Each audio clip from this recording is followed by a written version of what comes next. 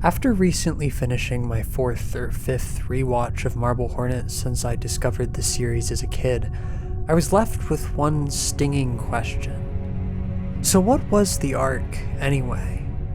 I browsed a handful of Reddit threads and forums and saw a lot of good thoughts, but nothing really seemed to provide a definitive explanation to exactly what goal To the Arc was pursuing for those 5 long years.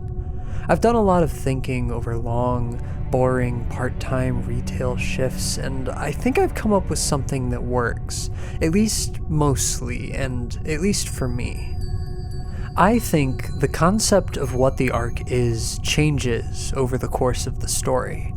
I don't necessarily mean this from a writing standpoint, rather, I mean this from To the Arc's perspective within the narrative. See, in Season 1, none of the characters have a lot of information, including To the Arc. If we think about where To the Arc is at mentally in the beginning of the series, they're presumably being stalked by the Operator, dealing with the same sickness that other cast members of Marble Hornets have been seen to come down with, and they think Alex Crayley is the one to blame. Alex is the entire reason the cast and crew is gone, and To the Arc knows it. It seemed like the Operator almost did his bidding. Alex was feeding them to it. But he got away just fine, unlike everyone else. That must mean that Alex knows how to control it, to escape its gaze, to cure the sickness. As many have done before, I'm going to use the Bible story of Noah's Ark as a template, which was probably intended by the writers. At the beginning of the story, the Operator is the Great Flood, Alex is Noah, and the Ark represents safety from the flood, which Noah holds the key to. Remember that this is all from To the Arc's perspective. They start making videos and manipulating Jay because they want to be free from the Operator, and Alex must hold the key, right?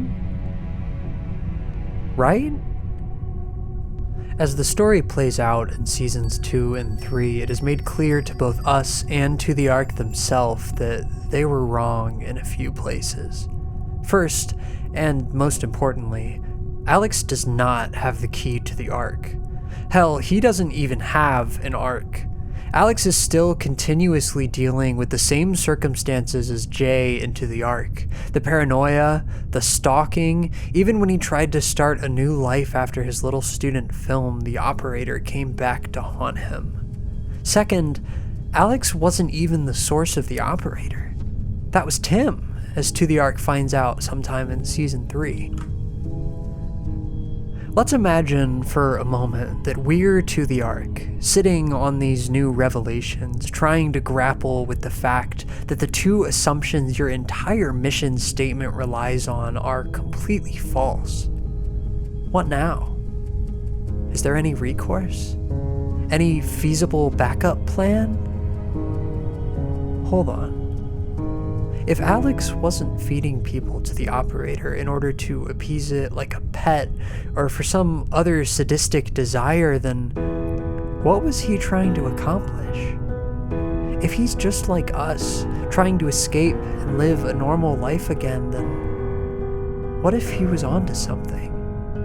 In entry number 52, Alex seems dead set on killing anybody who knew about Marble Hornets, about the Operator.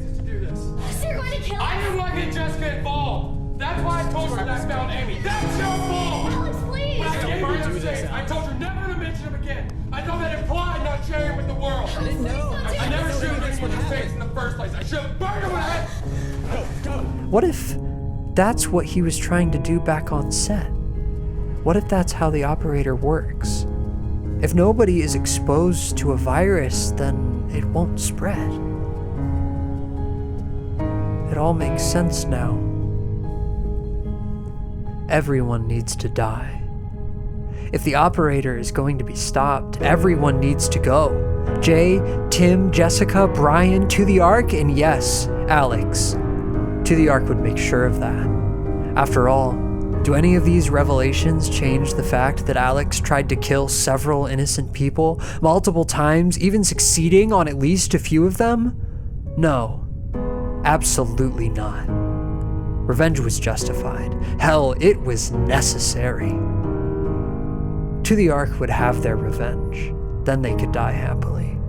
Then, and only then, would they be able to board the Ark.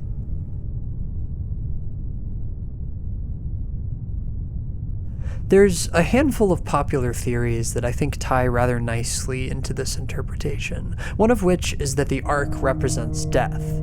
This is basically the same conclusion that I just brought you to, just with the added prerequisite of getting revenge on Alex first. It's pretty clear that by the end of the story, To the Ark has gone full scorched earth and doesn't appear to have much regard for the lives of anyone involved, including their own. They either plan on or expect to be dead by the end of this. The only problem here is that this interpretation really only makes sense as motivation at the end of the story, not at the beginning. Early on, To the Ark seems much more interested in manipulating Jay into discovering and revealing more information about the tapes, Alex, and the operator, which doesn't make sense if your goal is revenge from the offset. Another widely accepted theory is that the Ark is that cement void that the operator seemingly takes its victims to after they die. While I like this in concept, it doesn't really work for me thematically or as a motivation. I'm pretty sure the comics confirm this, although I haven't read them yet, but I think there's just a little bit more information available to support a slightly different interpretation that makes more narrative and thematic sense.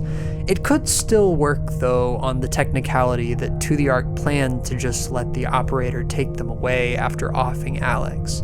Then, technically, their final destination would be this Ark. Speaking of themes, I think To the Ark's motivation starting out as something less cynical and morphing into a revenge-suicide plot as the story progresses is a really cool way to drive home the cyclical nature of violence that Marble Hornets portrays at its core. The story begins with Alex, a man driven beyond rational thinking by the operator and resorting to senseless violence to try to free himself from its grasp.